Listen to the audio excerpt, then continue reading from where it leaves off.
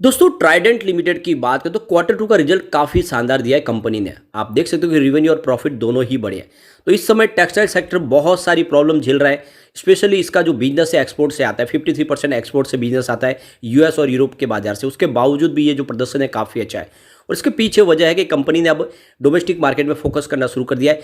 India के customer को target करना शुरू किया है। आने वाले समय में कंपनी और नए शोरूम भी बनाएगी और अपने बिजनेस को एक्सपांड भी कर रही है। ऐसे में आने वाले समय ये छोटा स्टॉक जिसने लोगों को पिछले दिनों मालामाल किया था कोरोना के बाद, एक पेनी स्टॉक जो मल्टीबैगर बना, मिड कम कंपनी बनी और आने वाले समय यह कंपनी और कमाल कर सकती है। क्या वैसा ही रिटर्न फिर देगी? तो यहाँ पे इन सारी बातों को जानेंगे, कंपनी की सेहत को समझेंगे और आगे के फ्यूचर प्लान को देखेंगे और क्या ये स्टॉक एक बड़ा मल्टीबैगर बनने को तैयार है, जानने की कोशिश करेंगे इस वीडियो के माध्यम से। लेकिन फ्रेंड उससे पहले अगर आप पहली बार हमारे चैनल पे आए तो चैनल को सब्सक्राइब कर दीजिए, एक बेल आइकॉन दबा दीजिए ताकि जब भी नया वीडियो बने पहला नोटिफिकेशन आपको मिले। वीडियो पसंद आए तो लाइक से जरूर कीजिए। चलो फ्रेंड्स वीडियो स्टार्ट करते हैं। मैं हूँ आपका दोस्त SB दवे और हमारे अपने चैनल ऑनलाइन कमाई में आपका बहुत बहुत स्वागत है। सबसे पहले फ्राइडे के कारोबार की बात करें तो स्टॉक की क्लोजिंग 37.40 पर रही, जहाँ पे 1.06% की गिरावट देखने को मिली। वैसे देख सकते हो कि कुछ शुरुआत पॉजिटिव हुई थी, यानी 37.85 के आसपास क्लोजिंग थी गुरुवार की 37.80 की, लेकिन फिर जैसे कि बाजार में दबाव का वातावरण बना, इसमें भी कुछ गिरावट हुई। इस स्टॉक ने लोगों को मल्टीबैग रिटर्न दिया ऑलरेडी। ₹3 के आसपास था 2020 में मार्च महीने में, और ये ₹3 का स्टॉक 70 तक चला गया। बहुत ही ज़बरदस्त रिटर्न और एक तरह से हॉट स्टॉक बन गया था उस समय। काफ़ी कम समय में ज़बरदस्त रिटर्न दिया और ये स्टॉक मैंने आपको लगातार बताया जब इसकी प्राइस ₹1-2 के आसपास थी, और तब से कहा कि ये स्टॉक आने वाले समय कमाल करेगा। और जैसे ही 50 तक पहुंचा तो कहा कि अब इसमें प्रॉफिट बुकिंग की सलाह बनती है, आप प्रॉफिट बुक कर ले। 35 के आसपास एंट्री का मौका, बिल्कुल वही उस लेवल के आसपास से एंट्री आप यहाँ पे कर सकते हैं। यह स्टॉक फिर से एक तेजी के साथ आगे बढ़ने को तैयार है। पिछले 5 साल में इस स्टॉक ने 443% का पॉजिटिव रिटर्न दिया है। 3 ईयर की बात करें इसने 400% का बम्पर रिटर्न दिया है, यानी आपके जो पैसे हैं वो 5 गुना किए पिछले 3 सालों में। 1 ईयर के हिसाब से 7% की तेजी है। 3 मंथ के हिसाब से देखें तो 14% स्टॉक दौड़ा है, और 1 मंथ के हिसाब से देखें तो 3% की तेजी है। 1 डे के हिसाब से लगभग 1% की गिरावट। ओवरऑल देखें तो प्रदर्शन पॉजिटिव है। बड़ी तेजी तो नहीं बनी, लेकिन स्टॉक आने वाले इसमें तेजी से दौड़ने को तैयार है। इसके पीछे वजह इसका क्वार्टर टू का रिजल्ट। आप देखो कि रेवेन्यू 1.8 थाउजेंड करोड़ के आसपास है, जहाँ पे 25% की ईयर ऑन बेसिस पर हमें जंप देखने को मिली। नेट इनकम 90.71 करोड़ के आसपास है, जहाँ पे 142% की शानदार ईयर ऑन बेसिस पर जंप देखने को मिली। नेट प्रॉफिट मार्जिन 5.05% है, जहाँ पे 94% की शानदार ईयर ऑन बेसिस पे जंप देखने को मिली। तो ओवरऑल रिजल्ट बहुत ही बेहतर रहा।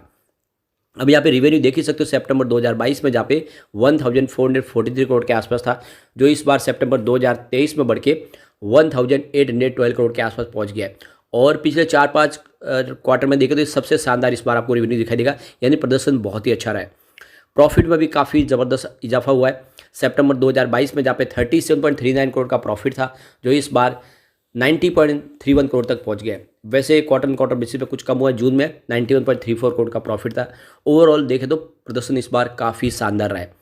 अब यहाँ पे कंपनी की तरफ से जो सितंबर में अनाउंसमेंट किया गया था, कंपनी अपनी कैपेसिटी को एक्सपांड करने जा रही है और साथ में अपनी पावर प्लांट की कैपेसिटी को भी बढ़ाने जा रहे हैं। तो देख सकते हो कि कंपनी अपनी जो टोटल जो यहाँ पे जो पर डे मीटर की जो कैपेसिटी है यहाँ पे, उसमें 55,000 मीटर पर डे के हिसाब से और उसको कैपेसिटी को ऐड करने जा रहे हैं। और इसके लिए कंपनी 170 करोड़ रुपीज़ का यहाँ पे देख सकते हो कि अलग से फंड रेज कर रहे हो और 58 करोड़ रुपीज़ अपने खुद के यहाँ से इस्तेमाल आप कर रहे हो, अपने पैसों का इस्तेमाल कर रही है कंपनी।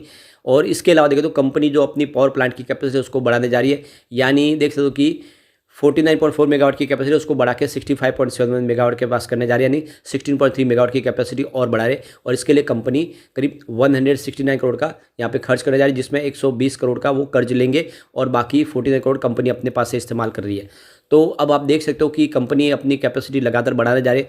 और अब देख सकते हो कि ट्राइडेंट ने जो एक्सचेंज को जानकारी दी है कि इन्होंने अपना मध्य प्रदेश के बुधनी प्लांट में अपनी सोलर पावर कैपेसिटी को बढ़ा दिया। 9.5 मेगावाट की कैपेसिटी ऐड की है, जिससे आने वाले समय इनका जो कार्बन फुटप्रिंट है उसको कम करने में मदद मिलेगी। कंपनी पूरी तरह से देखें तो क्लीन एनर्जी के ऊपर काम कर रही है और अपने प्लांट के ऊपर वो खुद अपनी ग्रीन एनर्जी के माध्यम से ही अपनी ऊर्जा की ज़रूरत को पूरा कर रहे हैं। और देख सकते कि 2024 से शुरू होने वाला जो इनका केमिकल जो संचालन है उसमें कंपनी 100 करोड़ का और खर्च करने जा रही है, यानी अपनी केमिकल प्लांट की कैपेसिटी बढ़ाने जा रही है। और इससे पहले उन्होंने देख सकते हो कि अनाउंसमेंट किया था कि वो अपने जो यान का बिजनेस है उसमें भी कैपेसिटी को बढ़ा रहे। और साथ में कंपनी अपने शोरूम की संख्या को भी लगातार बढ़ा रही है ताकि रिटेल कस्टमर तक ज़्यादा से ज़्यादा पहुँचा जाए और ऐसे प्रोडक्ट बनाई है जो प्रोडक्ट आम इंसान खरीद पाए। जो अभी तक इनके लग्जरी प्रोडक्ट है उसमें अभी क्वालिटी ऐसी भी ला रहे जो नॉर्मल ऐसे कस्टमर जो अभी तक प्रोडक्ट जो हाई क्वालिटी के प्रोडक्ट नहीं खरीद पाते उनके लिए भी प्रोडक्ट बनाए जाएंगे। ऐसे में एक नया मार्केट खड़ा हो जाएगा और ऐसे में बिजनेस बढ़ेगा। यानी ट्राइडेंट का जो विजन है बहुत ही शानदार है।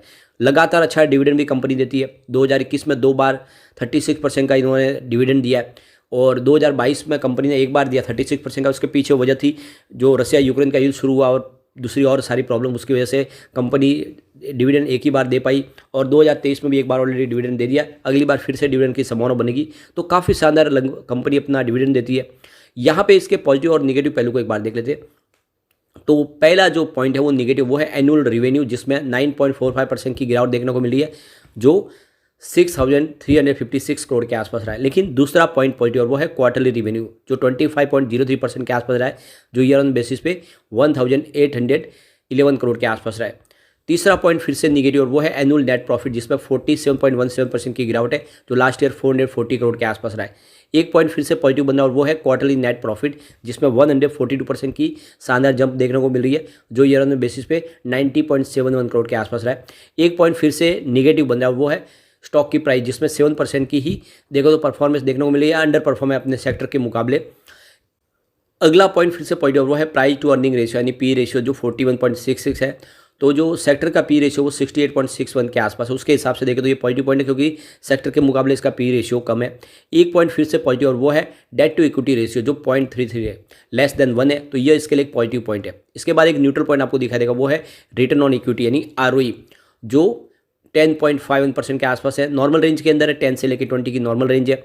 एक पॉइंट और न्यूट्रल बना हुआ है म्यूचुअल फंड की होल्डिंग जो फिलहाल अनचेंज बनी हुई है। एक पॉइंट और न्यूट्रल वो है प्रमोटर के शेयर होल्डिंग पैटर्न में, प्रमोटर की होल्डिंग वो भी अनचेंज है 73.19% के आसपास। एक पॉइंट पॉजिटिव और वो है इंटरेस्ट कवरेज रेशियो जो 12 के आसपास, हायर देन 1.5 है। तो ये इसके लिए एक पॉजिटिव पॉइंट है। एक पॉइंट और पॉजिटिव और वो है प्रमोटर के जो शेयर है वो बिल्कुल गिरवी नहीं है, सारे के सारे शेयर प्रमोटर के पास है। ये भी एक पॉजिटिव पॉइंट है। तो अब यहाँ पे टोटल पॉजिटिव पॉइंट की बात करें तो आपको यहाँ पे दिखाई देगा कि 6 टोटल पॉजिटिव पॉइंट है और अगर यहाँ पे हम निगेटिव पॉइंट की बात करें तो आपको 3 दिखाई देंगे।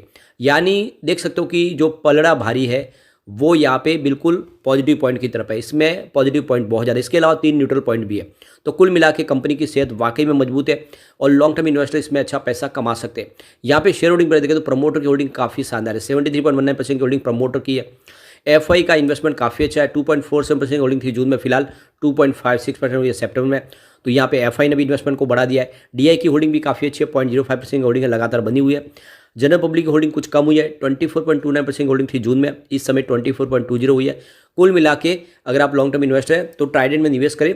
यह आने वाले समय में 5 मिनट का टारगेट दिखाने की ताकत रखता है अगर आप इसको 5 से 10 साल के लिए होल्ड कर ले तो। लेकिन फ्रेंड, कोई भी इन्वेस्टमेंट करने से पहले अपने फाइनेंशियल एडवाइजर के बारे में ले ले या अपना खुद का रिसर्च करें, क्योंकि मैंने वीडियो आपके एजुकेशनल पर्पज़ के लिए ही बनाया। वीडियो पसंद आए तो लाइक से जो कीजिए और चैनल को सब्सक्राइब कर दीजिए। Thank you friend.